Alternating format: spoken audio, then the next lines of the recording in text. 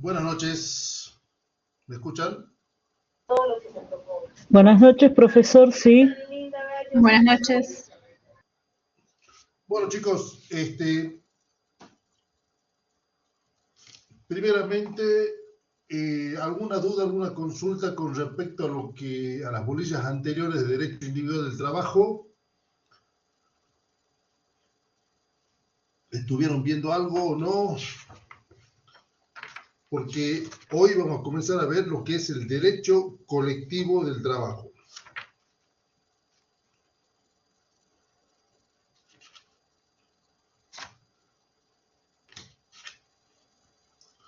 De la bolilla 7 en adelante. Y aquí aparecen nuevos jugadores en lo que es la relación que estuvimos estudiando hasta ahora.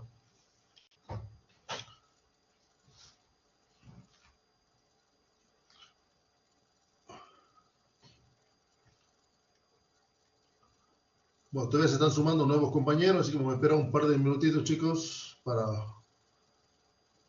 comenzar.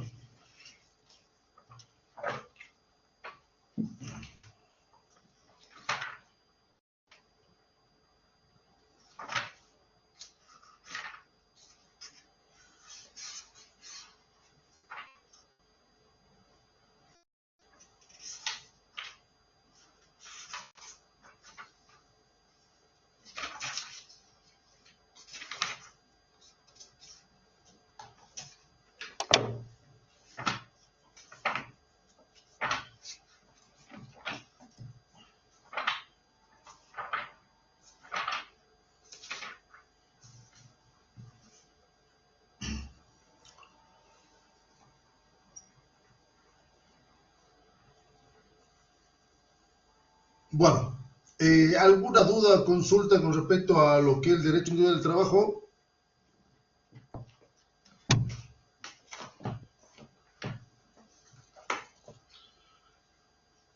Bien, primeramente, en lo que vimos hasta ahora, que son las bolillas 1, 2, 3, 4, 5 y 6, se ha analizado la relación contractual del trabajo, una relación contractual del trabajo donde está el trabajador por un lado y por el otro lado el empleador, empresario, comerciante, que puede ser tanto una persona física como una persona jurídica. Es una relación que se rige por los principios del derecho laboral, que es un derecho de orden público, el carácter protectorio, que nos trató de explicar en el sentido de tratar de generar una relación de equilibrio entre el trabajador y el empleador. Y aparte de la bolilla 7, tenemos que estudiar lo que es el derecho colectivo del trabajo. ¿Y por qué hablamos de derecho colectivo? Porque en esta situación ya no es el trabajador solo que se presenta ante una empresa a los efectos de poder presentar su trabajo, su servicio y cobrar una remuneración, sino que aquí aparece un tercer sujeto, que es el sindicato o una organización gremial o una asociación gremial, que nuclea a los trabajadores y que en ese sentido busca establecer una relación más pareja en lo que es la negociación, sobre todo de los convenios colectivos, de los estatutos de trabajo, pelear por los incrementos laborales a través de las paritarias. Y al frente puede estar ya sea el empleador o empresario en forma individual, o también asociado a una organización o una cámara empresarial a los efectos de poder hacer negociaciones y regular el vínculo laboral de determinadas actividades comerciales o industriales o fabriles, de acuerdo a los criterios que hayan elaborado en el momento de establecer los distintos estatutos. ¿Sí? Aquí ya olvidémonos del trabajador que controla, que entra a trabajar, que presenta la sentencia, que le tienen que indemnizar, que lo tienen que despedir, que lo tienen que sancionar, o que reclama por vacaciones. Aquí estamos hablando de un sindicato que nuclea a muchos trabajadores, que establecen derechos específicos y con ciertas garantías que tienen algunos trabajadores que forman parte de ese sindicato, y por el otro lado, empleador, empresario o cámara de empresarios, asociación de empresarios, y aparece otro sujeto que es como el homologador de todas las acciones que resulten de la negociación entre estas dos organizaciones, ¿sí? Que es el Ministerio de Trabajo de la Nación. Para eso vamos a recurrir y al efecto de establecer los distintos conceptos de cada uno de los elementos que le estoy, de los sujetos que le estoy mencionando, a lo que nos define Grisolía como derecho colectivo. Dice así: derecho colectivo es la parte del derecho del trabajo relativa a la organización sindical, a la negociación colectiva, donde surgen los convenios colectivos, y a los conflictos colectivos de trabajo. Es el conjunto de principios y normas que regula la relación que surge entre los siguientes sujetos. 1. La asociación sindical, ¿sí? Los sindicatos, que pueden ser conflictos entre sí, intersindicales, las asociaciones sindicales con los representantes de los empleadores o cámaras empresariales, y la asociación sindical con los trabajadores y con el Estado. Del concepto expuesto precedentemente surge que el derecho colectivo del trabajo regula las relaciones entre sujetos colectivos,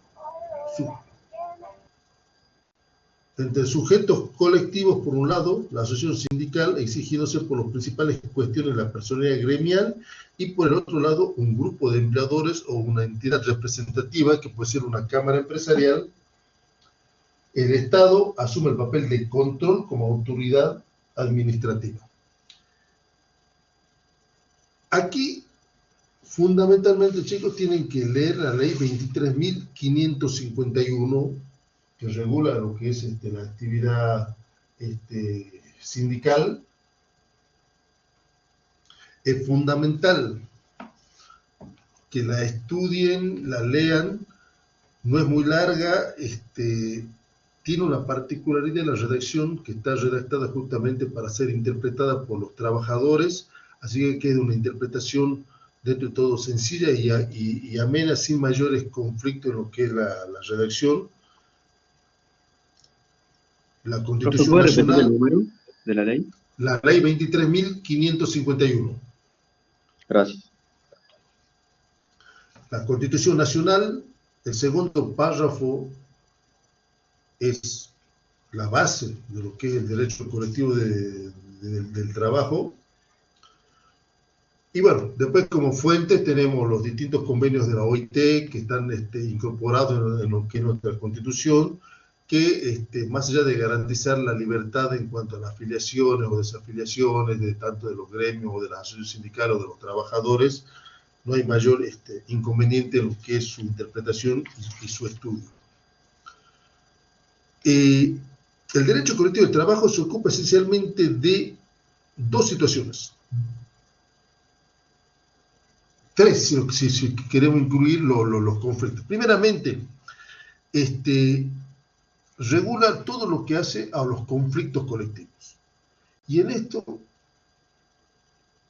tenemos que saber interpretar que toda conquista de derechos tiene que surgir de un principio de rechazar la situación actual, y a los efectos de eso plantear ante los empleadores alguna situación injusta o eventualmente inconveniente para los trabajadores y que se rectifique.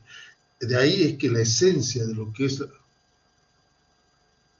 Los sujetos son los sindicatos, las cámaras empresariales y, en este caso, el Ministerio de Trabajo de la Nación como órgano homologador de la relación entre las partes. ¿Sí? Para el alumno que preguntaba. Entonces, primero que nada, nos tenemos que hacer la idea de un conflicto colectivo. Y ese conflicto es justamente al efecto de poder mejorar las condiciones actuales de los trabajadores, ya sea en calidad de trabajo, en calidad de ambiente, en calidad de descanso, o eventualmente, y que lo más común, al efecto de poder conseguir una remuneración acorde a cada una de las actividades que desarrollan. Por eso dice así: los conflictos colectivos y las medidas de acción directa, entre ellas la huelga, que están regulados por la ley 25.877 en el artículo 24, y se refiere a los servicios que regulan los servicios esenciales. Ese es uno de los temas que estudiamos en esta parte de la materia. Después, la formación de las asociaciones sindicales de trabajadores, los sindicatos, que están regulados por la ley 23.551, que le acabo de decir, ¿sí?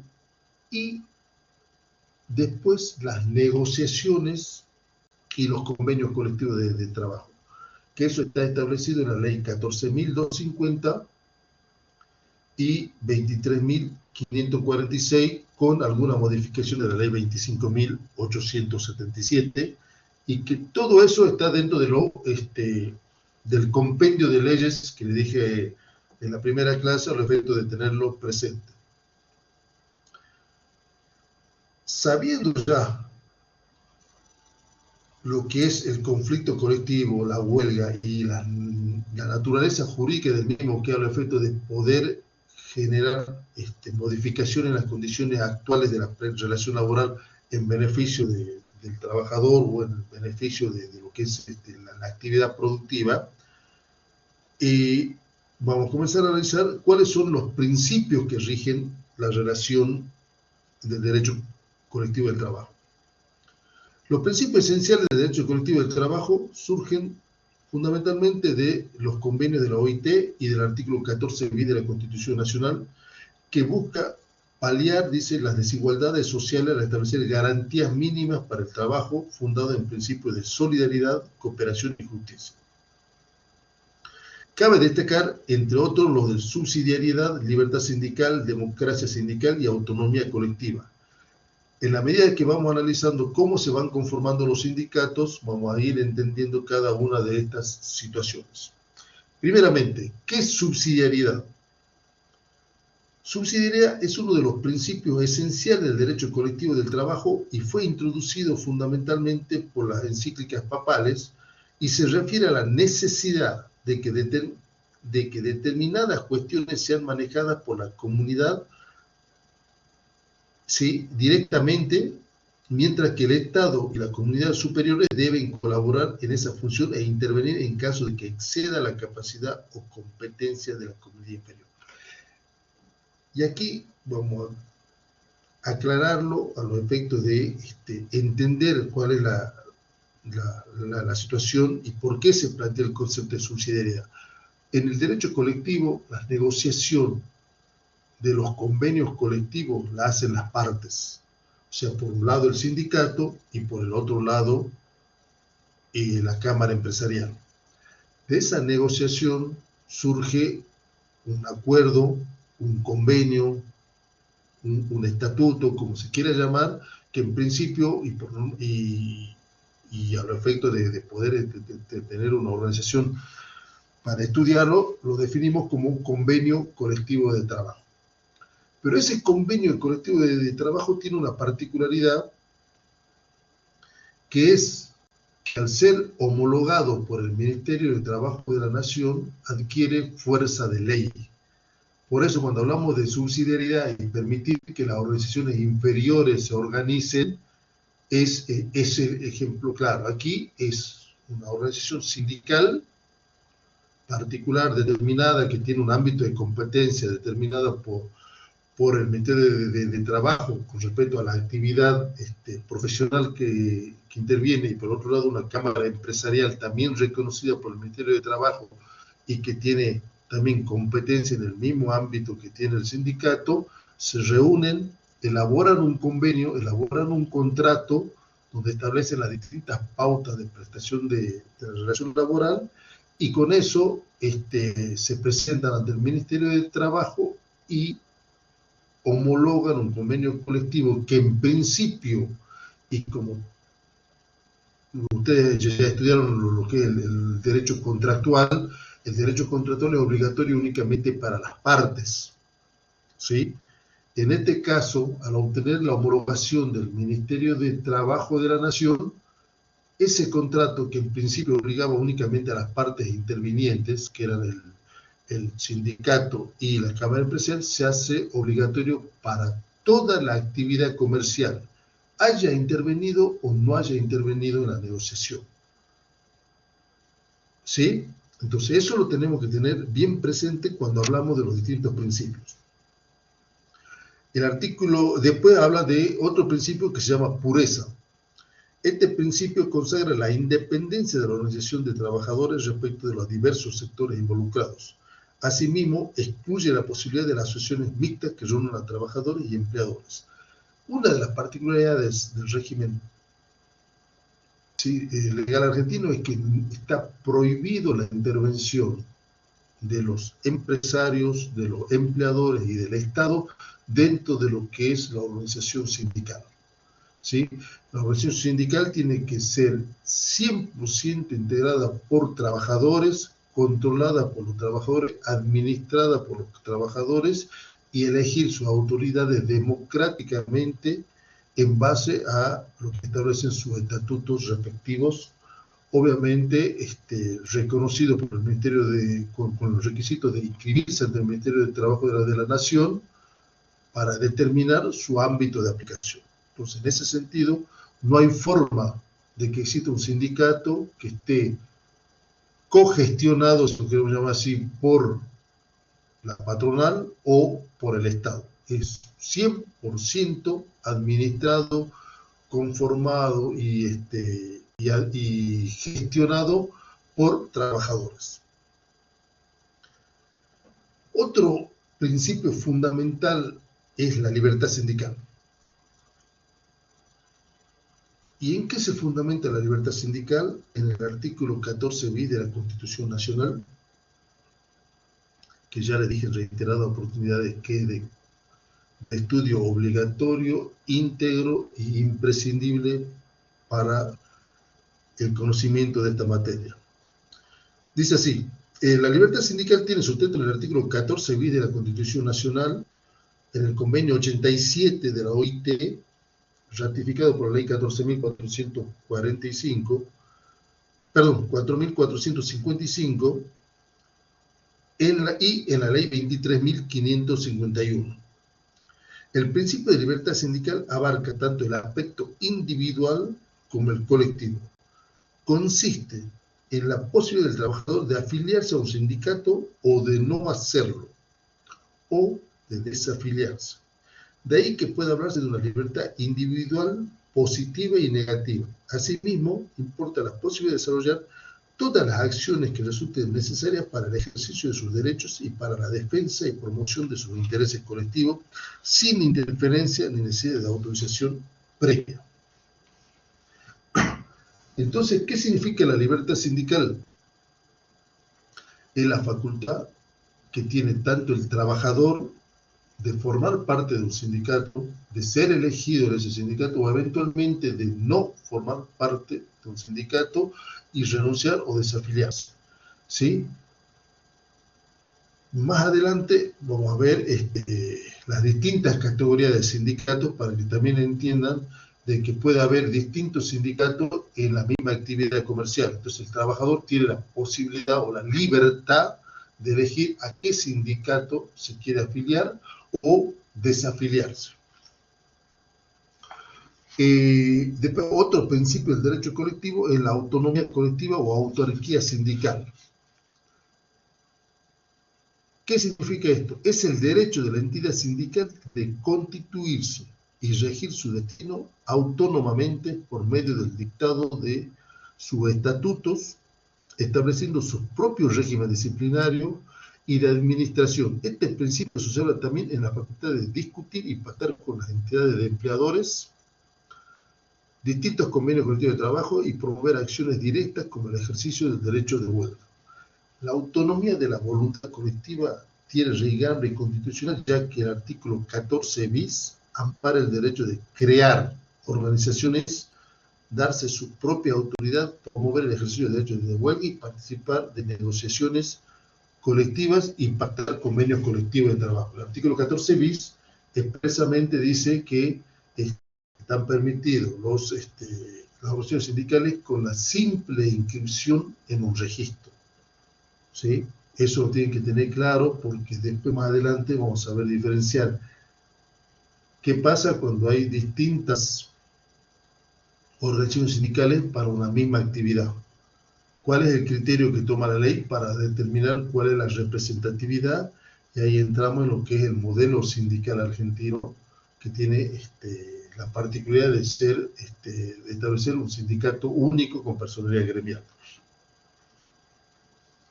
Bueno, esta es la autonomía colectiva y autarquía sindical. Después tenemos lo que es la democracia sindical, que ya se leí hace rato y que está en el artículo 8 de la 23.551, que es garantizar en los estatutos de la formación de los sindicatos y de las organizaciones sindicales la elección de autoridades en forma democrática a través de convocatorias, régimen y seguimiento que hace el propio sindicato, garantizando la participación de todos los sectores y de todos los trabajadores afiliados a esa organización sindical. Bueno, este es un avance de lo que es el derecho colectivo del trabajo. Ahora vamos, ¿qué son las asociaciones sindicales de trabajadores? El primero de los poderes con que cuentan los trabajadores es el poder de constituyente, es decir, la facultad de constituir organizaciones sindicales sin necesidad de solicitar autorización previa y con la única exigencia de inscribirse ante la autoridad de aplicación para obtener la personalidad jurídica. Eso es lo que nos dice el segundo párrafo del artículo 14 bis, ¿sí? No hay que pedir autorización, es simplemente una asociación sindical, conformarse conforme a lo que establecen los regímenes e inscribirse ante la organización administrativa correspondiente que regula y que establece y determina el campo de actuación de ese sindicato, ¿sí?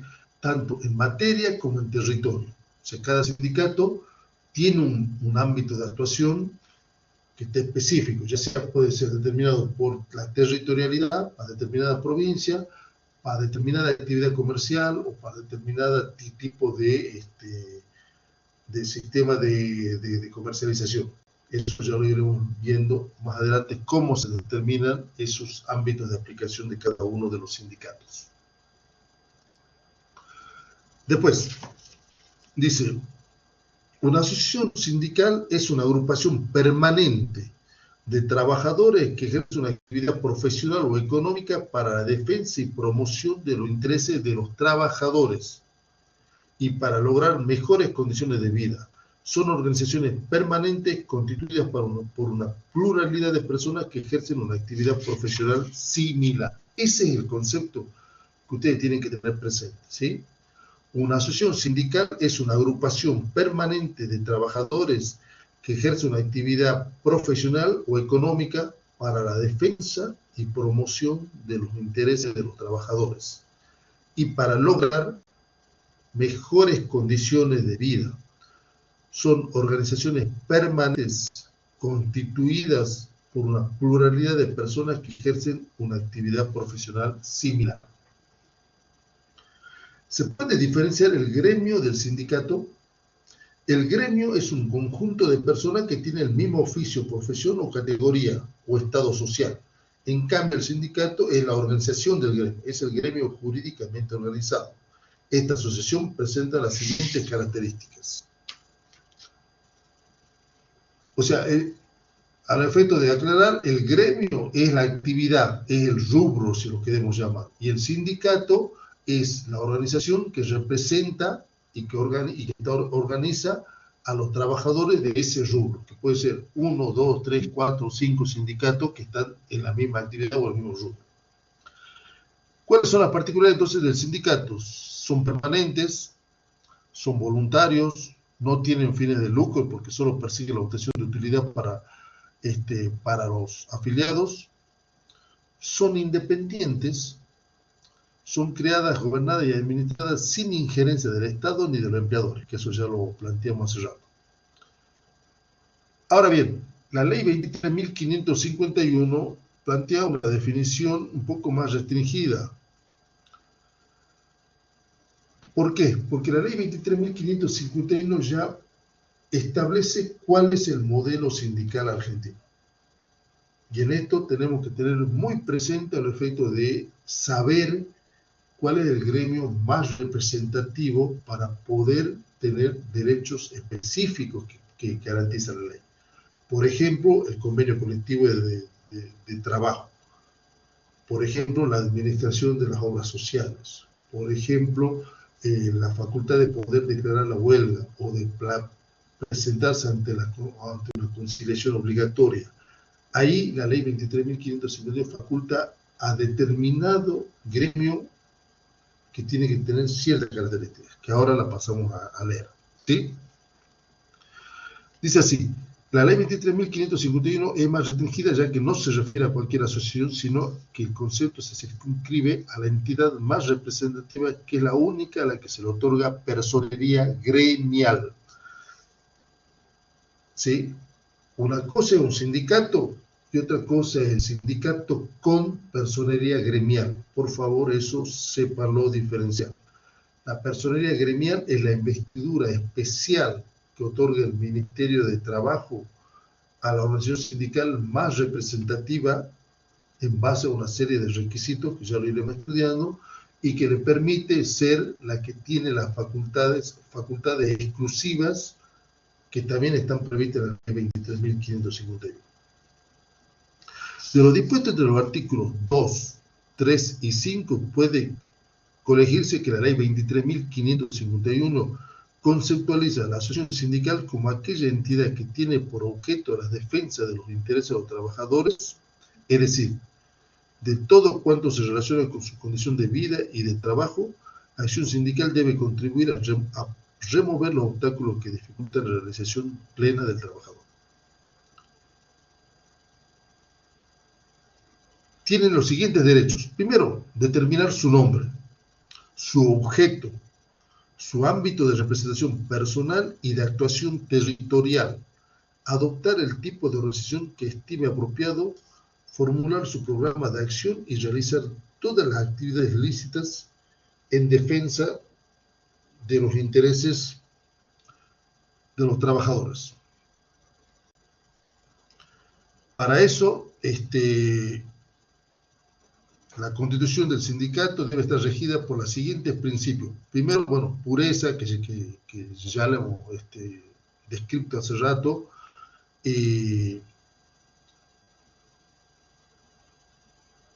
Tiene que ser un régimen de organización previsto en la ley 23.551, que está establecido en los artículos 10 y 11.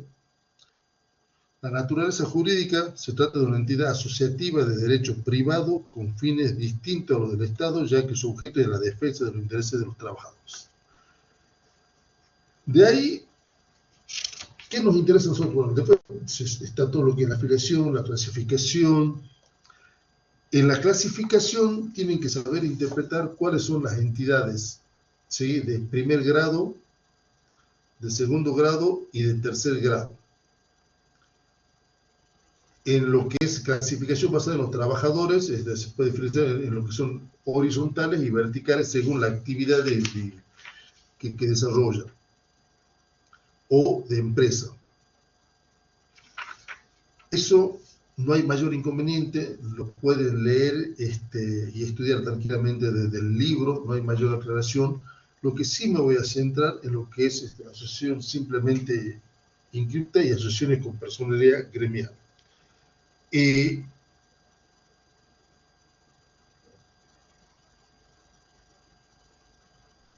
Primeramente, las organizaciones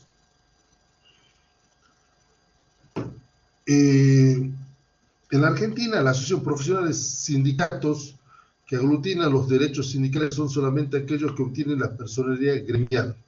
Esto lleva a que deba distinguirse las asociaciones simplemente inscritas de las que tienen personería gremial. Y para eso vamos a determinar cuáles son los requisitos y qué es lo que establece la ley 23.551 para que una asociación sindical tenga personería gremial y tenga las facultades previstas en la personería gremial. Para eso les pido por favor no dejen de leer lo que es la ley 23.551, entender que si bien la Constitución establece un régimen amplio de inscripción con la mera inscripción en un registro, la ley 23.551 otorga facultades exclusivas únicamente a un sindicato por actividad. Ese sindicato es el que tiene personería gremial. Dice así: en la Argentina, las asociaciones profesionales sindicatos que aglutinan los derechos sindicales son solamente aquellas que obtienen la personería gremial. Esto lleva a que deban distinguirse las asociaciones simplemente inscritas de las que tienen personería gremial. Las asociaciones simplemente inscritas carecen del ejercicio de los derechos gremiales y de las facultades fundamentales respecto de la defensa de los derechos colectivos de los trabajadores. En cambio, las asociaciones con personería gremial poseen la exclusividad del ejercicio de dichas facultades. Esto nos dice la ley en la medida en que exista alguna entidad con personería gremial, la facultad de los sindicatos que no tienen la personería gremial queda reducida simplemente a una asociación de trabajadores que ven menoscabada en gran medida las facultades de negociación o de aplicación de lo que es la ley. El artículo 21 de la ley 23.551 establece los requisitos de la inscripción. Deben ser presentados ante la autoridad administrativa del trabajo. El acto constitutivo de una asociación sindical es complejo, ya que se configura con la concurrencia de voluntades individuales coincidentes con la obtención de un fin común. El artículo 21 establece cuáles son los requisitos que tiene que tener la asociación para presentarse ante el Ministerio de Trabajo a los efectos de ser inscrita. Aquí entiendan también la importancia del Ministerio de Trabajo, que tiene que reconocer la inscripción, establecer el campo de aplicación material y territorial, establecer en qué actividad se desarrolla su competencia este sindicato y obviamente su alcance territorial. Y de ahí dice así: la inscripción confiere personalidad jurídica a la asociación sindical y los derechos enumerados en el artículo 23. Las asociaciones simplemente inscritas se pueden transformar en asociaciones con personería gremial si logran constituirse en la más representativa de la actividad, oficio o profesión.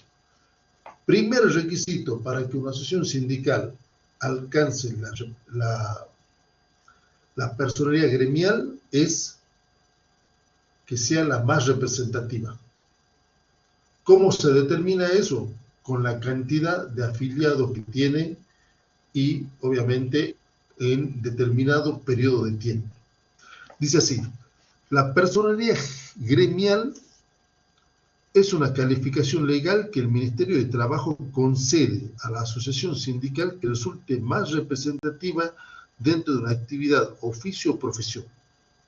El artículo 25 de la ley 23.551 establece los requisitos que deben cumplimentar las asociaciones para acceder a dicho otorgamiento, que esté inscripta de acuerdo con la prescripción de esta ley y haya actuado durante un periodo no menor de 6 meses, que afilie a más del 20% de los trabajadores que intente representar. Entonces tenemos 3 requisitos. Primero, estar inscripta, ¿sí? Segundo, tiene que tener una antigüedad no menor de 6 meses, tiene que ser la más representativa, y 4, perdón, que afilie a más del mínimo, más del 20% de los trabajadores, en el caso de que no exista otra asociación sindical, para tener la personalidad gremial tiene que afiliar a más del 20% de los trabajadores que intenten representar. La calificación de más representativa se atribuye a la asociación que cuente con mayor número promedio de afiliados cotizantes sobre la cantidad promedio de trabajadores que intenta representar. Dicho promedio se determina sobre los 6 meses anteriores a la solicitud. En esto tenemos que ser absolutamente prolijos al estudiar la ley y saber cuáles son los requisitos, chicos. Esto les pido, por favor, porque es el nudo de lo que nos permite a nosotros después interpretar lo que es un convenio colectivo, interpretar las competencias que tienen para concurrir a la huelga, para poder negociar las paritarias, ¿sí? Entonces tenemos 4 requisitos. Primero, que tienen que estar inscritas ante el Ministerio de Trabajo de la Nación, tener una antigüedad no menor de 6 meses, representar a más del 20% de los trabajadores que tengan, afiliado a más del 20% de los trabajadores que intenten representar, y ser la más representativa por un periodo no menor a los 6 meses, ¿sí? ¿Qué implica esto? Que si existe otra asociación sindical, el Ministerio de Trabajo otorga la personería gremial a aquel sindicato que acredite que en los últimos 6 meses ha sido el que mayor cantidad de afiliados tiene. ¿Sí? Bueno. El artículo 29 dispone que solo podrá otorgarse personería a un sindicato de empresa cuando no obra en la zona de actuación y en la actividad. Bueno, eso ya no hay mayor inconveniente.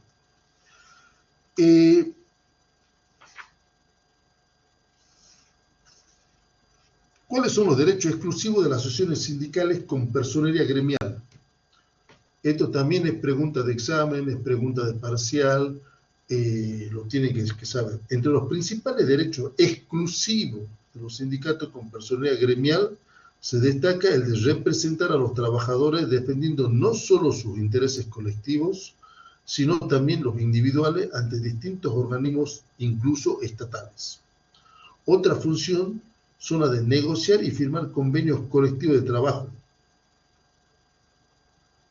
ejercer medidas de acción directa, la huelga, crear mutuales y administrar las obras sociales. Eso no se olvide, porque también es un concepto claro para entender la situación del sindicalismo argentino, ¿sí? El sindicato con personería gremial es el único que puede administrar las mutuales y las obras sociales. La asociación sindical tiene también la representación de los intereses individuales de los trabajadores. Esta facultad es más restringida, ya que el sindicato debe contar necesariamente con la autorización expresa del trabajador.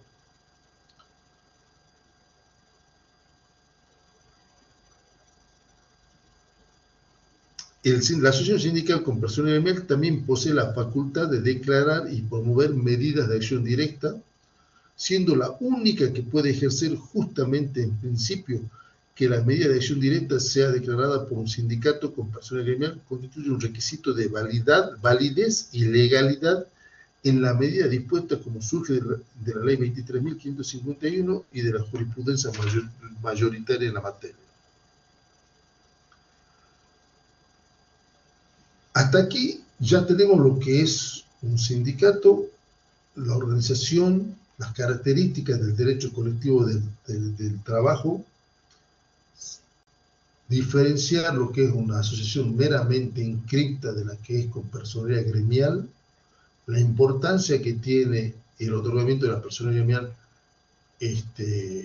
a los efectos de poder tener las facultades exclusivas que prevé la ley. Y para la próxima clase vamos a avanzar en lo que son ya directamente los convenios colectivos de trabajo, la tutela sindical, convenio colectivo de trabajo, tutela sindical y conciliación obligatoria. Son los 3 temas que a nosotros nos interesa de lo que es el derecho colectivo del trabajo, ¿sí? Entiendo que la próxima clase, la idea es que la dé la doctora Alonso, la contadora Alonso, para reforzar el tema del caso práctico. Así que en la clase posterior avanzaremos sobre convenio colectivo de trabajo, conciliación obligatoria y tutela sindical, para terminar lo que es el derecho colectivo del trabajo y después avanzar en lo que son las obras sociales, las contingencias sociales, para ya terminar en los puntos esenciales del programa, que es lo que a nosotros nos interesa. Bueno, chicos, quedamos así entonces. Ante cualquier duda, está el grupo de WhatsApp habilitado. Si bien yo la semana que viene no voy a estar no va a ser imposible poder dictar clase, no voy a estar en Salta, pero sí la doctora Alonso va a dictar la clase y va a reforzar lo que es el caso del trabajo práctico, pero a cualquier duda o consulta quedo a disposición a través del WhatsApp. Muchas gracias y buenas noches. Buenas noches, profesor. Chao, gracias, buenas noches. Hasta luego. Chao, profe. Hasta luego, buenas noches. Gracias.